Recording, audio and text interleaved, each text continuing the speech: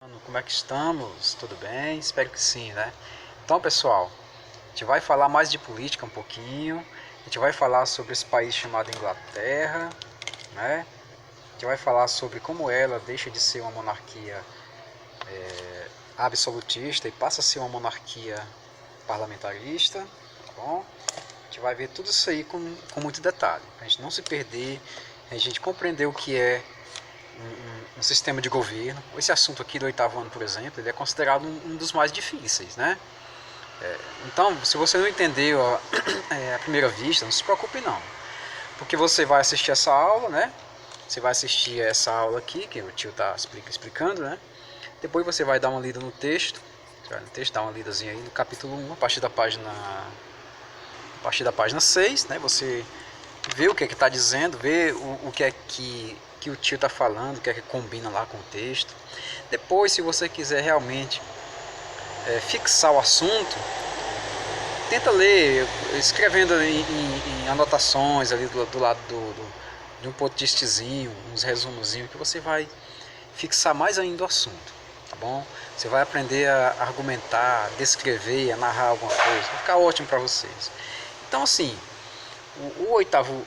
a Revolução Inglesa acontece logicamente na Inglaterra, e na aula passada eu falei para vocês sobre os reis da Inglaterra, como nós citamos aqui essa apresentaçãozinha. Citamos aqui o Henrique VIII, né? O Henrique VIII que cria uma religião nova porque queria se separar da esposa, o Papa não deixou, ele acabou criando uma nova religião chamada anglicanismo, não é isso? Então, esse Luís VIII ele foi altamente absolutista. Professor, eu não entendi o que é absolutismo. Assim, para quem fez o ano passado com o tio George, o tio explicou a diferença entre a política absolutista, né, e a política parlamentarista. Bom, parlamentarista. Não sei se vocês conseguem ver direitinho aí. Ajeitar esse P. Ótimo, beleza. Então, olha só. Na política absolutista, os reis mandam do jeito que eles querem, tá bom? Tá aqui o reizinho. Não pode nem dizer que ele é feio porque o bicho pega. O rei manda do jeito que ele quer. Já na política parlamentarista, o rei ele obedece lá aos deputados. Ele obedece lá às leis criadas pelos deputados, ministros, tá bom? Ministros, senadores, enfim. Ele não manda sozinho não. Ele vai senadores, ele vai agora obedecer a um parlamento. Por isso que chama de política parlamentar, ou então monarquia parlamentar, regime parlamentar, tanto faz. Mas no caso da Inglaterra, tem que ser monarquia, tá bom, gente? Se antes essa monarquia, que é uma forma de governo em que um rei é o chefe de Estado, ele sendo absolutista, ele vai querer mandar sozinho. Mas o rei sendo parlamentarista, ele vai obedecer às leis de um parlamento, tá bom? E geralmente essas leis ficam numa constituição. A constituição de um país aqui, o símbolo do país, enfim, um livro que contém todas as leis do país, tá bom? Aqui foi o caminho que levou, digamos, a Inglaterra a deixar um pouco de ser absolutista, né? Veja bem, tem aqui o Henrique VIII, depois tem o seu filho Eduardo VI, que manteve a reforma religiosa do pai dele, né? Ou seja, o anglicanismo, uma religião muito fechada, muito rígida. A Dona Maria I, que também era filha do rei, ela passou a governar depois do Eduardo VI. A Dona Maria acabou com esse negócio de anglicanismo e voltou de novo a ser católica à Inglaterra. Isso aí gerando muito conflito, muita gente sabe como é. Religião, as pessoas gostam de brigar, né? Gostam de ter muita confusão. A Dona Maria, ela sai do reinado e quem assume é a irmã, a Elizabeth I. Elizabeth, ela retorna à religião do pai dela, né? O anglicanismo, tal, aumenta o poder inglês nos mares, colonizou a América do Norte, apoiou corsários, derrotou a Espanha. Isso aqui tudo a gente falou na aula passada. Eu estou só falando assim para a gente se situar, para não passar de um ponto para outro sem... O que é que está acontecendo? Eu não estou entendendo nada. Então, esses aqui são tudo reis da Inglaterra, reis e rainhas. E na sua grande maioria, todos eram absolutistas, tá bom? Todos eram absolutistas. Só que essa daqui não deixou nenhum filho, nenhum herdeiro. Então, quando um rei morre sem deixar nenhum herdeiro, ou assume o irmão dele, ou um primo, ou um parente bem próximo, ou um tio. E a Elizabeth I não é aquela rainha lá de hoje não, tá bom? É outra rainha. A Elizabeth I, ela morreu e quem assumiu foi o primo dela, o Jaime I. Ele assume o trono da Inglaterra. Ele já era rei da Escócia, mas como ele era primo da rainha e não tinha nenhum herdeiro, ele foi lá e assumiu. Agora ficou rei da Escócia e ficou rei também da grande Inglaterra. Professor, e por quê? A Escócia é vizinha. A Escócia é pertinho da Inglaterra. É bem pertinho. Deixa eu mostrar para vocês onde é que fica a Inglaterra e onde é que fica a Escócia. Vou pegar esse mapa para a gente perceber aqui. Deixa eu visualizar bem aqui. Ó, aqui é o seguinte, aqui são os continentes do mundo, né? Continente americano de cá, continente africano, esse aqui, ó. Aqui é Europa, ela acaba mais ou menos aqui, onde começa a Ásia, certo? Aqui é a Oceania, onde fica a Austrália, Nova Zelândia, enfim. E essa parte de baixo é a Antártida, essa parte gelada aqui. A Inglaterra, gente, fica bem aqui nesse pedacinho aqui. Nesse conjunto de ilhas separadas um pouquinho da Europa, tá bom? É um pouquinho separado da Europa, esse conjunto de ilhas chamadas Ilhas Britânicas, ou então Reino Unido da Grã-Bretanha. Lembrem-se, essas ilhas separadinhas aqui são conhecidas como Reino Unido da Grã-Bretanha, também chamadas de Ilhas Britânicas. Enfim, e nessas Ilhas Britânicas se encontram Inglaterra, Escócia, País de Gales, Irlanda do Norte e Irlanda. São esses países que se encontram no Reino Unido da Grã-Bretanha. E a Inglaterra sozinha dominava essa região todinha. Quando a rainha Elizabeth I morreu sem deixar nenhum filho, o rei da Escócia, Jaime I, assumiu. Tá bom? Assumiu. E vamos ver o que aconteceu depois dele assumir o trono inglês. Como podemos perceber aqui, ó, a burguesia, que era a classe social mais rica da Inglaterra, ela aumentava cada dia mais o seu poder, sua riqueza, sua influência e tal. Dessa forma acontecia. Só que o Jaime I, ele não concordava muito com esse poder da burguesia, porque ele era um rei altamente absolutista, tá bom?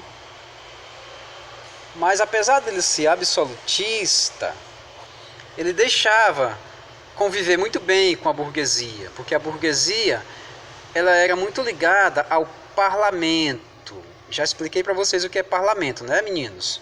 Parlamento é onde trabalham os deputados, senadores e ministros. A burguesia era ligada ao parlamento. E o Jaime não se importava muito com isso. Não mexendo com ele, estava bom demais, né? O Jaime I, ele tinha a mania feia de vender título de nobreza, ou seja, quando alguém era muito amigo dele, ele dizia: agora você não vai ser só mais meu amigo, você vai ser agora um duque, um conde, um marquês, tá bom? Só que para isso você tem que me pagar uma quantiazinha aí e tal pro Estado, pro governo. Aí o cara ia lá pagar e adquirir o título de nobreza. Lembra do Carlos Magno do ano passado? O Carlos Magno foi quem inventou esse negócio de conde, duque, marquês, tá bom? Então o Jaime I, além de tudo, adotou de novo a religião do Henrique VIII, o anglicanismo. Professor, essa religião ainda existe? Existe. Até hoje na Inglaterra ela existe. A chefe dessa igreja é a rainha, a Elizabeth II, aquela velhinha simpática, que hoje está lá na Inglaterra. Professor, essa religião fala de que mesmo? Fala de Deus, é monoteísta, ela fala de Cristo. Só que ela é misturada agora com os católicos, ela é uma mistura ambulante. Tá bom? Eles não são ateus não, são anglicanos. Só que o Jaime, apesar de ter aceitado o anglicanismo, ele passou a perseguir os católicos e os puritanos. Católico eu sei o que é, professor, mas puritano o que é? Puritano, gente, é aquele pessoal que era chamado também de calvinista. Agora piorou, professor. Calvinista é uma religião ligada à burguesia. Agora facilitou, professor, porque a burguesia é que mandava no financeiro da coisa, entendendo? A burguesia que detinha o poder econômico. Se você mexesse com ela, estava mexendo com muita gente importante, viu? Puritano é uma religião burguesa, sim. Lá na América do Norte, eles eram chamados assim de puritanos. Na França eram chamados de calvinistas. Na América Latina, o pessoal chamava de presbiterianos. Presbiterianos. Tá bom? Ainda chamam ainda. Enfim. Só que o Jaime I, ele não aguentou muito. Ele teve um momento que ele teve que falecer, né? Enfim, ninguém é eterno. Assume o Carlos I, que é o novo rei da Inglaterra, depois do Jaime. O Carlos I, ele era altamente absolutista, pior do que o Jaime ainda. O Carlinhos era ruim. O Carlinhos dizia o seguinte: olha, quem não tiver a meu favor é porque está contra mim. Tá bom? Aí o pessoal do parlamento disse assim: você não pode agir dessa maneira, porque existe um parlamento, você tem que respeitar o parlamento. Pois eu vou fechar o parlamento, ninguém mais vai trabalhar aí nesse parlamento não. Está todo mundo demitido. Fazendo isso, o Carlos I compra uma briga muito grande com a burguesia e com o pessoal do parlamento, que já tinha o exército montado, já tinha o exército formado, tá bom? De imediato, o Carlos também organizou seu exército, os cavaleiros, né? O exército dos cavaleiros. Professor, eu li um negócio secular. O nome do exército do parlamento é Cabeças Redondas. Vixe, professor. Pois é, cabeças redondas pelo formato do capacete, uma coisa cultural daquele tempo. Tá bom? Lá vem os cabeças redondas, que vai ter que diferenciar um pouquinho um do outro, né? O capitão aqui, o general do exército do parlamento, era um jovenzinho chamado Oliver Cromwell. Oliver Cromwell, lembrem-se desse nome, gente. Oliver Cromwell. Tá bom? O Oliver Cromwell, ele começou a organizar ataques ao rei, ao palácio do rei e a todos aqueles que achavam o rei uma figura simpática. Quem fosse amigo do rei seria inimigo do parlamento. Do mesmo jeito, o rei Carlinhos fez a mesma coisa. O rei Carlinhos disse: olha, é o seguinte, vocês vêm para cima da gente, não é? Pois nós também temos o nosso exército, barra pesadíssima, barra pesada. Vamos pegar vocês, vamos cavalgar, que nós somos os cavaleiros, né? E o Oliver Cromwell acabou vencendo o exército do rei. Nossa, que rei fraquinho, né? Não é bem assim, mas guerra é guerra. Alguém tem que perder. O Oliver Cromwell, que é o exército que representava o parlamento inglês, venceu e o Carlos I é preso. Não, ele é preso e executado. Então, foi violento demais. Como a história não é uma coisa de conto de fadas, e você tem que compreender que a gente nem começou ainda nessa coisa de violência, de execução, de perseguição. Quando a gente estiver lá no regime militar do Brasil, vocês vão ver o que é violência de verdade, né? Então, aqui, nesse momento, a Inglaterra deixava de ser uma monarquia.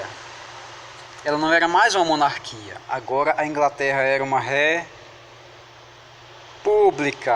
república comandada por Oliver Cromwell. Oliver Cromwell.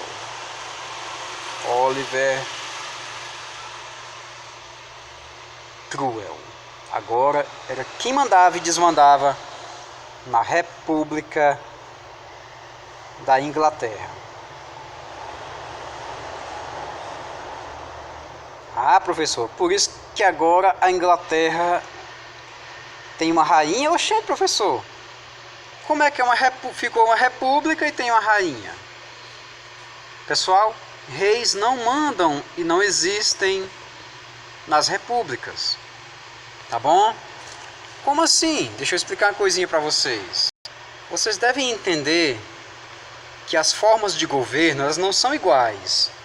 Na democracia, as pessoas escolhem alguém. As pessoas levantam a mão e dizem: eu escolho fulano de tal, eu escolho esse, eu escolho aquele, eu escolho o professor para ser o cara mais descolado, eu escolho o professor para governar Valência, enfim. Todo mundo levanta a mão e escolhe alguém. A democracia. Democracia. Preste atenção, isso aqui é coisa lá do Enem. Tá longe? Tá não. Tá muito longe assim não. Tá tão longe assim também não. Na monarquia, quem manda é o rei. Ele também é chamado de monarca. Tá bom? Monarca e rei é a mesma coisa, tá bom, meninos e meninas? Tá?